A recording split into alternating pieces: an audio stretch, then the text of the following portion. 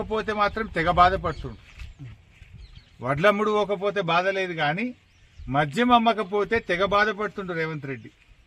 ఈ మధ్య మద్యం అమ్ముతలేదని చెప్పి 30 మంది ఎక్సైజ్ సూపరింటెండెంట్లకు ఎక్సైజ్ ఇన్స్పెక్టర్లకు ఛార్జ్ మెమోలు ఇచ్చిందట. ఎక్సైజ్ కమిషనర్ను కూడా ట్రాన్స్ఫర్ చేసిండ్రు. ఎందుకు ట్రాన్స్ఫర్ చేసిండ్రు అంటే నువ్వు అమ్ముతలేవు, జనాలను బాగా తాగిచ్చు ఊగిచ్చు బాగా మందమ్ము అని ఇలా అధికారులను తిడతా ఉన్నాడు రేవంత్ రెడ్డి. వడ్లమ్ము మంది తిడతలేడు, వడ్లు కొనకపోతే వాళ్ళని సస్పెండ్ చేస్తలేడు, వడ్లు కొనకపోతే మిల్లుల మీద యాక్షన్ తీసుకుంటలేడు, వడ్లు కొనకపోతే ఎందుకు కొంటలేరు అని ప్రశ్నిస్తలేడు. కానీ మద్యం అమ్మకపోతే మాత్రం అధికారుల మీద చర్యలు తీసుకుంటుండు, ప్రశ్నిస్తుండు, ఎక్సైజ్ కమిషనర్ని ట్రాన్స్ఫర్ చేసిండు, బాగా తాగిచ్చండి అంటుండు.